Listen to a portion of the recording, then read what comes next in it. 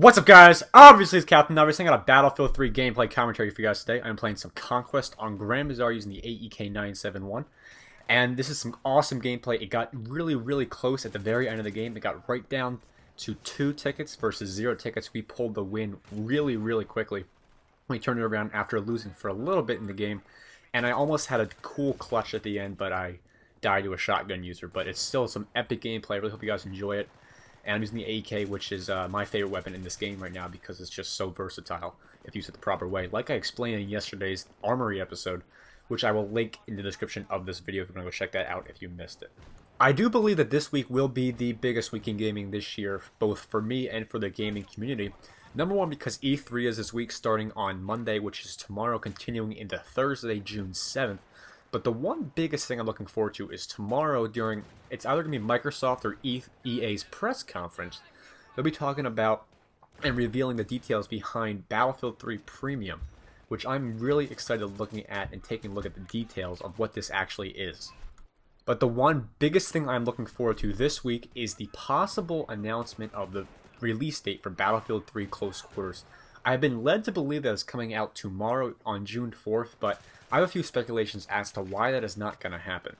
Number one is they never gave us an official release date. They never said that Close Quarters is coming out June 4th, so I can pretty much assume that it's not going to happen tomorrow, which is kind of saddening, but, you know, at least the patch is coming out tomorrow. At least Battlefield Premium is going to come out tomorrow, so I can get my hands on a few new Battlefield things before Close Quarters comes out, hopefully within the week.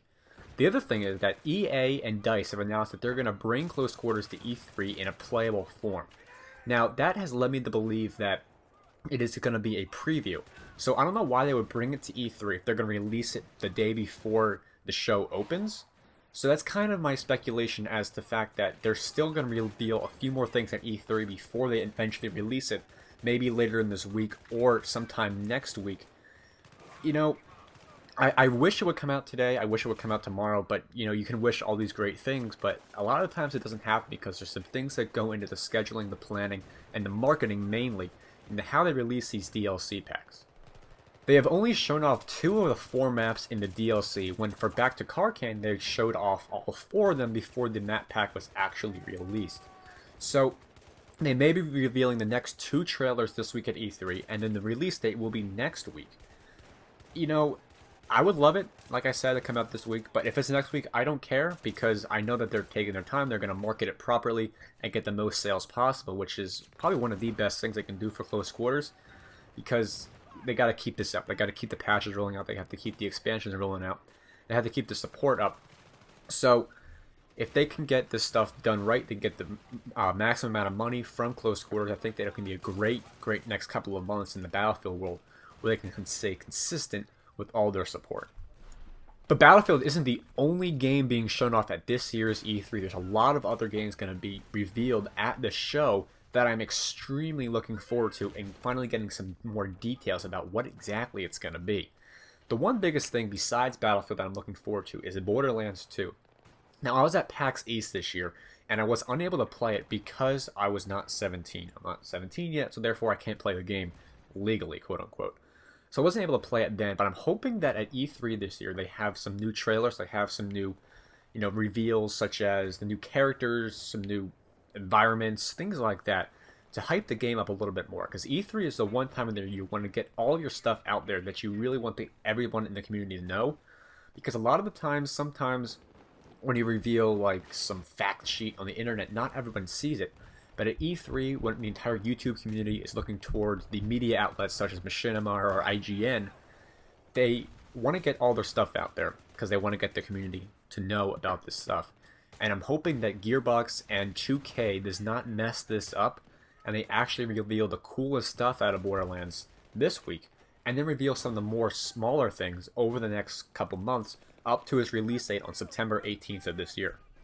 And also at E3 this year, they will be revealing some more Halo 4 details and details regarding Call of Duty Black Ops 2. And now, I love Black Ops. It was my favorite Call of Duty ever, besides World at War.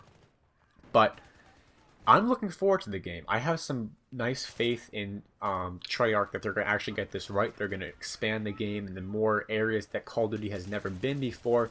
And they're just going to make it a good overall game that everyone can enjoy. And yes, this is a Battlefield channel mainly, but I'm still allowed to like other games. You know that, right? I'm still allowed to like other shooters besides Battlefield, and Call of Duty is one of them. I don't hate Call of Duty. I know a lot of people in our community hate Call of Duty with a passion, but I don't hate it. I like seeing what comes out first, and then I'll make my judgments after the game comes out, just like I did with Modern Warfare 3. Before the game came out, I thought it would be cool, the campaign looked awesome, the new multiplayer things looked cool. And then when it eventually came out, it kind of saddened me because Call of Duty Modern Warfare 3 was not the kind of push forward in the series that I had thought it would be. I thought that they had a lot of great ideas to make it better, but after the execution of all these ideas kind of fell through, didn't have any faith in Infinity Ward anymore. But as of right now, my faith is still in Treyarch because they are the best Call of Duty studio out there, in my opinion. And now Halo 4. Halo 4 is a game that we saw revealed at last year's E3 through sort of a teaser trailer. And I'm a huge Halo fan. I started Xbox gaming on Halo 3. It was the first game I ever bought, and it was the real reason I ever bought an Xbox, to play Halo. And I enjoyed Halo 3 for about 2.5 to 3 years. I played it non-stop for that amount of time. Halo Reach came out, and that was sort of a disappointment for me because it wasn't the extravagant thing that Halo 3 was. Halo 3 was just an amazing game, and all of you guys who have played it know exactly what I'm talking about. And Halo Reach was sort of a disappointment because they changed too much and they went away from the basic game-winning formula that Halo 3 originally had. But I have a lot of faith in Halo 4. I really hope it comes to be one of the better games this year. I really hope it's actually something that I can enjoy, something I can put up on this channel to entertain you guys, even though you may not be an Xbox gamer and you may not have Halo.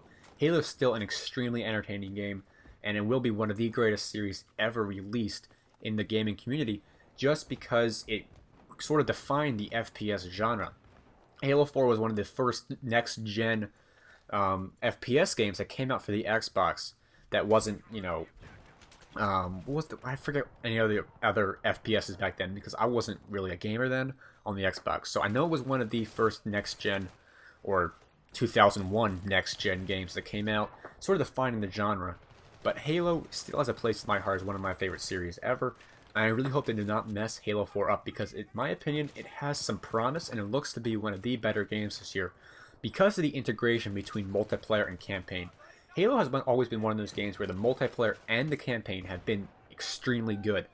Some games have always messed up one aspect of that, but Halo always has done them both right, and I'm hoping that the integration between them in the story entailing and kind of becoming part of multiplayer will be a cool feature in Halo 4.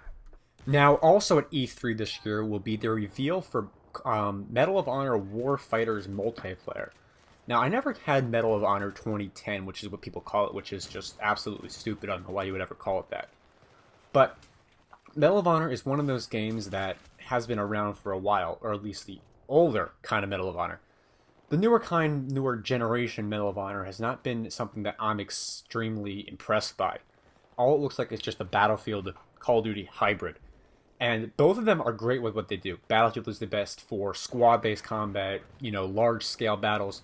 Call of Duty is best for arcade-style, close quarters, tight-knit maps, and intense action. Medal of Honor Warfighter just looks like one of those games where it's just going to be a hybrid of those two, that it really isn't needed in the FPS genre right now.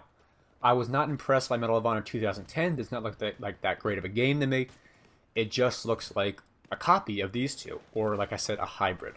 But at this point in time, I cannot make any judgments as to what Medal of Honor Warfighter will be exactly, so I just have to wait and see what the reveal for the multiplayer is at this year's E3. It may look good to me, I may think it's actually something worth checking out, but in the end, it's going to be up to the fact that does it look appealing to take my focus away from Call of Duty and Battlefield, which is mainly where I'm going to be. And finally, probably one of the most appealing things about E3 this year will be the sort of full fruition of the new Skyrim DLC, Dawnguard. They're going to be releasing details regarding it new, just every single thing about the new Skyrim DLC, and I really hope they get it right. Skyrim is an amazing game with amazing potential, and if they can get this DLC right and release the right new expansions, the right new, just mechanics into the game, expanding the story even further, I feel like I can spend a lot more time with Dawn Guard than I will with any other game this year.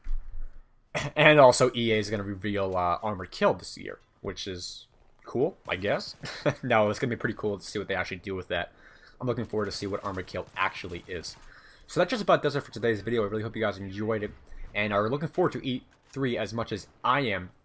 Let me know your thoughts on the stuff being revealed at the show this year down in the comments section. I would love to hear what your guys' thoughts on all these new games are, and maybe we can have some opposing viewpoints to have an entertaining conversation. But no trolling, raging, whatever like that, because I do not like that in my comments section, especially when it comes down to controversies between Battlefield and Call of Duty, because they're all fine here. I don't care which one you like or which one you don't like. They're both great games, and there's no denying that. If you enjoyed the video, remember to give it a thumbs up. That helps out a lot. There are Twitter and Facebook links down in the description. And as always, rate, comment, and subscribe, and I'll see you guys later.